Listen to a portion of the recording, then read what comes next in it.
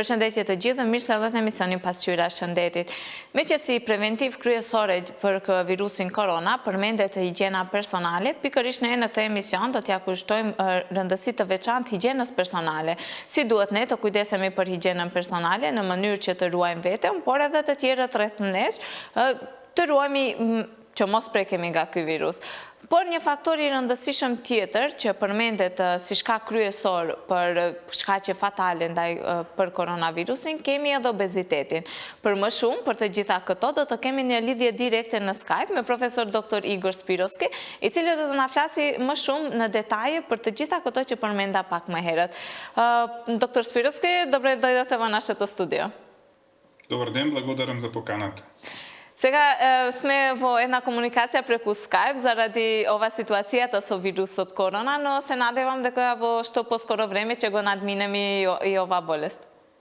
Па јас се надевам, еве сега мораме во ваква ситуација да прибегнеме кон вакви мерки на комуникација, меѓутоа добро е што тие ги имаме. Секако.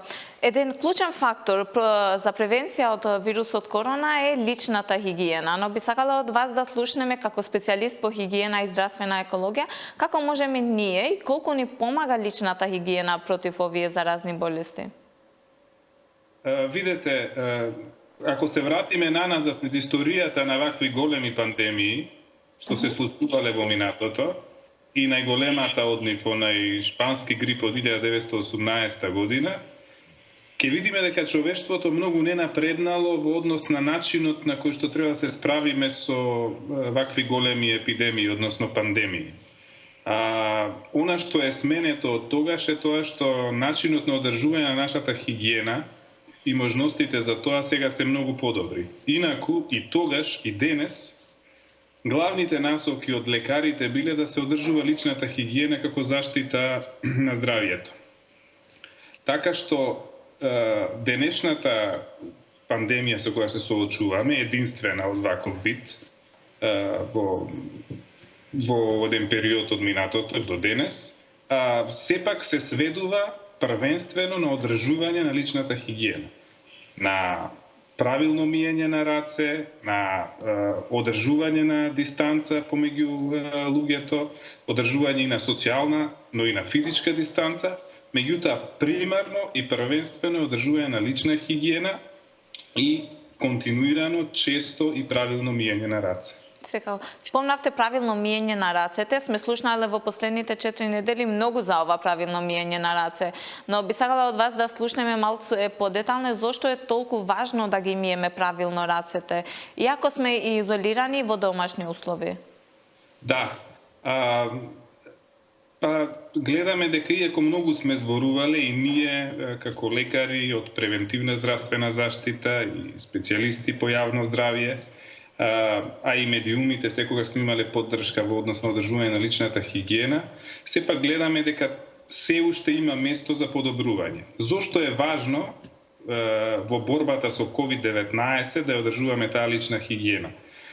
Важноста на одржувањето на личната хигиена, правилното миење на раце, е заради природата и морфологијата на вирусот. Тој има своја липидна вирусна обвивка, која што во контакт со средство кое што може да ја уништи таа липидна обвивка, а тоа е обичен сапун или пак дезинфекциони средства на база на алкохол, навлекува во клетката на вирусот, ја уништува таа клетка и така всушност ја уништува потенцијата на тој вирус да може да направи штета врз клетките на нашиот организам. Значи, липидната обвивка на вирусот е клучна и добра, би рекол, добра вест за нас, што ни овозможува се релативно ефтин и едноставен начин ние да можеме да се справиме со него. Значи, како најдобра превенција е правилното миење на раце сепак. Останува ова главна превенција. Апсолутно. Тоа е примарна и правилна превентивна мерка во справување со COVID-19. Но ако не сме во домашни услови, особено кога излегуваме надвор, ние го потребуваме многу често дезинфициенцот за раце. Дали овој ни помага во тие услови или има некој начин на кој може да ни штети повеќе отколку да не чува? Дезинфициенсите се, би рекол, помошни средства во јавното здравје во овој момент. Не треба секако да ги занемариме, меѓутоа не треба да му даваме и толку големо значење во кој што тие ќе надминат улогата која што им е доделена, а тоа е да бидат помошно средство во справување со епидемијата после одржувањето на личната хигиена и честото миење на раце. Значи, дезинфициенсите помагаат секогаш кога немаме пристап до безбедна вода, до чиста вода или до средство сапун и така натаму, можеме да употребиме дезинфекциско средство. Меѓутоа, секогаш тоа да биде втора опција. Првата опција секогаш да ни биде правилно миење на рацете, она што е препорачано и од Светската здравствена организација, значи минимум 20 секунди под вода и со сапун. Дезинфекционите средства, пак ќе речем, да не ги подценуваме, тие се важни, меѓутоа не да бидат прва опција. Значи, доколку континуирано користиме само дезинфекциони средства, а не ги миеме рацете, ние можеме да направиме поголема штета отколку што ќе имаме корист. Во кои случаи може да направиме поголема штета? Во тоа што дезинфекционите средства колку повеќе ги употребуваме, пак ќе речам врз раце кои што се нечисти, тие можат да не можат да ја завршат својата улога и едноставно само континуирано се напластуваат врз нашиот организам. Дополнително можат да нивното континуирано употребување може да направи и негативни својства врз нашата кожа, доколку се преагресивни може да компрометира. Може би на заштитната бариера да ни штети на кожата, која и не чува и од некои патогени. Апсолутно. И не само на кожата, доколку неправилно и пречесто ги употребуваме, можеме да направиме дополнителна штета. Проблем е и нивното чување, проблем е нивната пречеста употреба, можат дополнителни надразнувања некои слузници во организмот да направат, така што пак ќе речам, не треба да секогаш треба да ги користиме и нив, меѓутоа прв избор треба да ни бидат вода и сапун. Секако. Но во пазарот кога се појави недостаток од дезинфициенци, сите луѓе пробуваа или пак почнаа да пробуваат во домашни услови да креират сами дезинфициенци. Колку ова може да биде лошо или колку ова може да им наштети на нивното здравје? Па да бидам искрен, јас не би го препорачувал тоа кај нашето население, бидејќи нормално секое дезинфекционо средство доаѓа со правилна употреба, доколку се поконцентрирани, има начини, препораки како да се разредат пред употреба. Секако доколку имаме ниво на, пак ќе речам, на управување и на употреба на таквите средства, кое што е доволно добро за да можеме да ги разредуваме и да ги употребуваме, сигурно дека може тоа да се прави. Меѓутоа, јас не би препорачувал нашите граѓани кога купуваат дезинфекциони средства првенствено за дезинфекција на рацете, да купуваат веќе готови, веќе разредени, а не да прават самите, бидејќи секогаш при тие разредувања можно е некогаш да се направи некаков сооднос кој што може да биде штетен за нашата кожа, а првенствено за кожата, а потоа и за слузниците.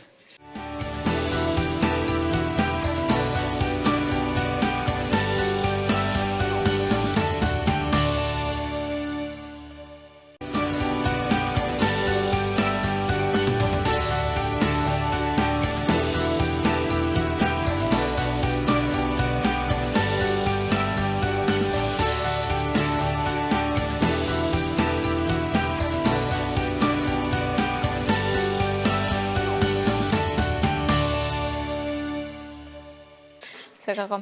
Доктор Спировски, ви благодариме што ги споделивте со нас овие совети околу личната хигиена, но би сакала во вториот дел да нагласиме малце повеќе околу основниот и главниот ризик фактор кој се спомнува во овие последните денови, кој како дебелината, како ризик фактор при компликации со вирусот корона. Зошто е ова вака? Ви благодарам за прашањето. Тоа е прашање кое што станува се поактуелно. Дебелината како ризик фактор кој што веќе е многу присутен кај луѓето кои што се заболени, а особено кај оние кои што има компликации и фатални исходи. Статистиките велат дека 2/3 од луѓето кои што се смртни случаи во Обединетото кралство, значи во Велика Британија, и голем број на пациентите во Италија се луѓе кои што се со зголемена телесна тежина или дебелина. Така што тој ризик фактор, заедно со другите ризик фактори од незаразни болести, бидејќи иако COVID-19 е заразно заболување, не смееме да ги подцениме дополнителните ризик фактори, тоа е и назначено и од нашето Министерство за здравство, и дури се наведени кој тип на болести кои што ги имаат пациентите ќе бидат олеснителна околност во нивниот живот и во смисол на неодење на работа или избегнување на контакти и така натаму.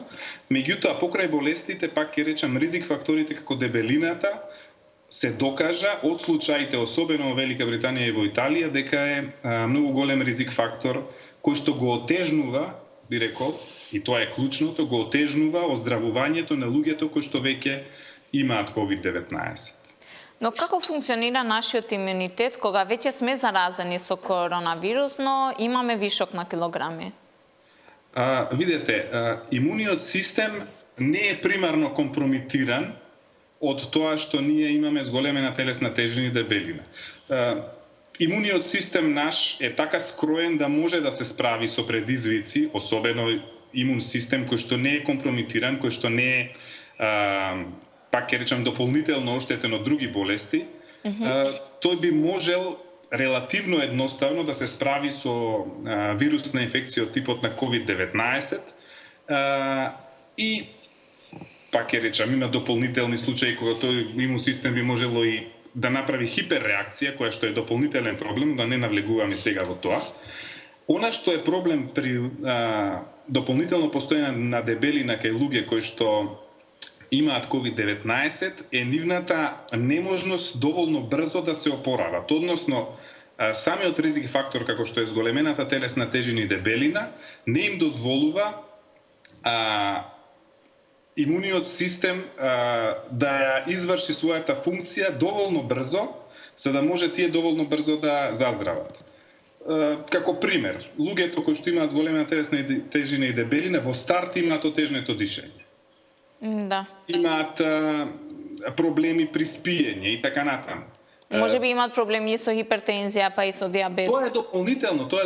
Хипертензијата, диабетот тип 2 се често придружени или се дел од клиничката слика кај луѓето кои што имаат зголемена телесна тежина и дебелина, така што кога сето тоа ќе го ставиме во една комплексна слика на патологија која што е предизвикува овој вирус, може да доведе тие луѓе да не можат да се справат доволно ефикасно со ваква сериозна инфекција каква што е COVID-19, затоа што да не заборавиме, COVID-19 е инфекција вирусна која што примарно дава патологија на белите дробови, значи на долните респираторни патишта.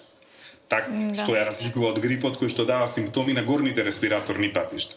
Во вакви инфекции кај што се зафатени долните респираторни патишта, белите дробови и се појавуваат пнеумонија како стандардна клиничка слика, тогаш е многу важно нашиот имун систем да не биде дополнително оптоварен од ризик фактор кој што нема да му дозволи доволно брзо да се регенерира. А дебелината, сега веќе имаме доволно и научни докази и емпириски од случаите во земјите каде што има силна оптовареност со оваа болест, е таков случај. Значи, таа е таков ризик фактор кој што се повеќе се назначува како доминантен ризик, дополнителен ризик фактор за лоши исходи поврзани со COVID-19.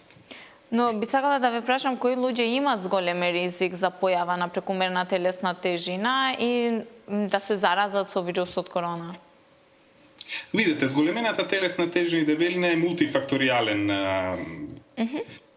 Има повеќе фактори за нејзино настанување. Но од што зависи најмногу? Значи, доминантни, најновите сознанија научни велат, дека генетиката има многу голема улога во појавата на дебелина кај луѓето. Секако, освен тоа, значи тоа е фактор на кој што ние не можеме да влијаеме. Секако. Но дали има некои фактори на кои ние имаме влијание и може да ги промениме? Можеме да влијаеме и кои што секако треба да ги исполниме, тоа е нашиот животен стил, нашиот начин на исхрана, нашето практикување на физичка активност, условно да кажам здравото живење во кое што нема да има дополнителни оптоварувања од типот на пушење, така што има начини на кои што ние можеме да влијаеме за да не ни се појави дополнителен ризик фактор како дебелината. Секако. Но сега се наоѓаме во услови на самоизолација и во услови кога луѓето не се препорачува да се движат многу, особено надвор. Како можеме ние да се справуваме во овие услови, да внимаваме на нашата тежина и да не качуваме уште повеќе килограми? Во природата на човековиот организам е да ја брани својата телесна тежина и да одржува својата телесна тежина онаква каква што е. За да ние му помогнеме на нашиот организам да си ја одржи телесната тежина, онаква каква што е, доколку таа е во границите на она што е препорачано, тогаш во услови на намалена физичка активност и на намалено движење, треба ние да ги намалиме нашите, како да кажам, да го намалиме нашиот калориски внес, бидејќи потрошувачката на калории ќе биде намалена, тогаш во услови на намалена потрошувачка треба и да го намалиме нашиот калориски внес. Тоа е примарната компонента. Препораките во вакви ситуации се, значи, да не се оптоваруваме и како што луѓето имаат навика во паника да ствараат залихи на некои прехранбени производи, нема потреба во ваква ситуација да ствараме залихи во нашиот организам и со тоа да придонесеме на појава на зголемена телесна тежина и дебелина. Значи, сепак да бидеме во некоја рамнотежа енергетска, во која што ќе пробаме да го намалиме нашиот калориски внес согласно нашата намалена физичка активност и неможноста всушност да практикуваме вообичаен стил на живот кој што сме го практикувале пред појавата на оваа пандемија. Но за жал се случува токму спротивното. Ние купуваме храна која всушност не ни помага за имунитетот, не ни треба во моментот и уште повеќе ја отежнуваме работата на нашиот имунитет. Така е, храната која што вообичаено се складира и која што луѓето панично ја купуваат при појава на ваква ситуација во која што сега живееме, е онаа храна која што ја викаме нутритивно сиромашна, енергетски богата храна. Ние, иако е ваква ситуацијата каква што е, јас морам да изразам благодарност и до нашите граѓани и до пазарите и до ланците, маркетите кои го снабдуваат нашиот пазар со храна.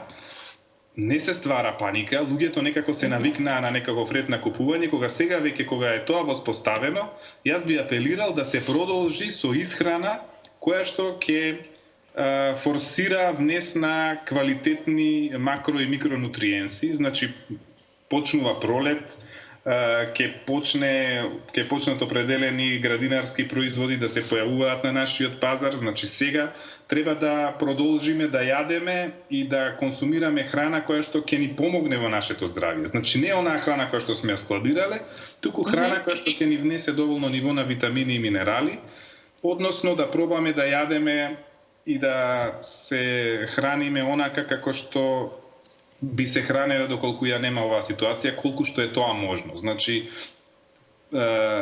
препораките за соодветна исхрана не се променети без оглед што имаме ваква ситуација каква што е. Секако. Доктор Спиросе, вие како стручно лице, дали може да ни дадете совет што треба да содржи една наша чинија како дневен оброк во текот на 24 часа? Јас можам да ги повторам препораките за исхрана кои што ние ги имаме и публикувано на национално ниво, Институтот за јавно здравје, заедно со Министерството за здравство, и тие може да се најдат на страната. Веб страната може сите да се информираат таму? на веб страната на Институтот за јавно здравје. Тие има неколку базични препораки, а тоа е во една чинија нормално во текот на денот која што ја консумираме да има доволно количина овошје и зеленчук, бидејќи од нив не зависи внесот на витамини и минерали во нашата исхрана. Кога тоа би го представиле на една чинија, тоа би било половина од дневната чинија, внесот би бил тоа. Една четвртина би бил внес на жита, житарици, значи она што го викаме главен извор на комплексни аглехидрати, и секако останатото би било она така наречена протеинска храна, односно храна која што ќе ни помогне да го одржиме нашиот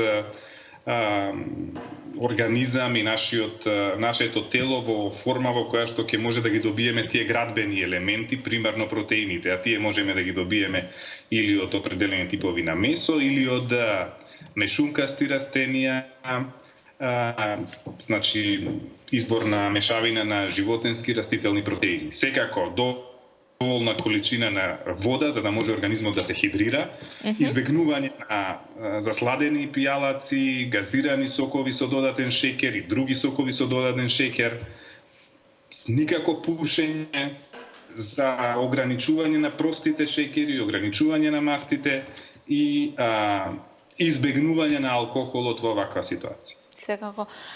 Спомнавте алкохол и пушење кои се лоши навики во нашиот живот и би сакала да ни кажете зошто е потребно токму во ова време, повеќе од секогаш, да почнеме некако да ги усвојуваме некои здрави навики кои би ни помогнале и во понатамошниот живот. Па она што прашањето ви е сосем на место, затоа што би рекол дека после оваа пандемија би требало тоа да смениме. Она што треба да смениме првенствено е во генералниот пристап кон нашето здравје и во генералниот пристап кон грижата за другиот, бидејќи јавното здравје кое што конечно се промовира во нашава држава колку е важно и колку се важни институтот и центрите за јавно здравје и нивната функција во целиот здравствен систем. Сепак, тоа јавно здравје подразбира грижа за себе си, меѓутоа и грижа за другиот. Значи, еден тип на, би рекол, себичност во однос на однесувањето кое што долги години беше промовирана, да ја научиме како промена и да се промениме после оваа пандемија. Точно заради тоа треба да ги промениме и да промовираме друг начин на намалени ризици по здравјето кои што кај нас се би рекол прифатени како вообичаено однесување. Значи пушењето го спомнавте и консумирањето на алкохол, доказите од студиите кои што се во тек и тие кои што завршија, особено во Кина, покажуваат дека негативните исходи по здравјето биле многу полоши кај луѓето кои што пушеле, отколку кај оние кои што не пушеле, а тоа се потврдува и во Италија. Значи тоа е право пропорционално како и случајот со дебелината. За алкохолот се уште немам доволно истражено, меѓутоа не се сомневам дека или ќе се појават или се во фаза на појавување студии кои што ќе докажат дека и оние кои што прекумерно консумирале алкохол, а јас слушам дека меѓу луѓето се шират некакви небулози од типот дека внесот на алкохол би бил помош при справување со... Како дезинфекцијенс го употребува, да. Тоа е апсолутно неточно и никако не смее да се промовира. Јас би апелирал на нашата популација да не потпаѓа под тој тип, тоа е еден тип на лажна вест. Значи да им не им веруваат луѓето на вакви лажни публикации? Апсолутно. Една од работите при кои што треба да се навикнеме, пак ќе речам во оваа ситуација, да веруваме само на и да ги консултираме првенствено, не само, меѓутоа првенствено изворите кои што се релевантните извори се пренесени преку Министерството, советите на Институтот за јавно здравје и на центрите за јавно здравје и секако на другите професионалци, инфектолозите, кои што ќе ги дадат насоките како да се прво да го спречиме, да спречиме инфекцијата со COVID-19, а потоа доколку треба да се лекуваме, да ги слушаме само оние кои што се доволно квалификувани за тоа да го артикулираат. Доктор Спировски, како мислите, дали е зголемена свеста кај граѓаните во однос на ситуацијата во која се наоѓаме во моментот? Јас мислам дека свеста е зголемена и дека нашите граѓани ја сваќаат сериозноста на оваа ситуација во која што се наоѓаме.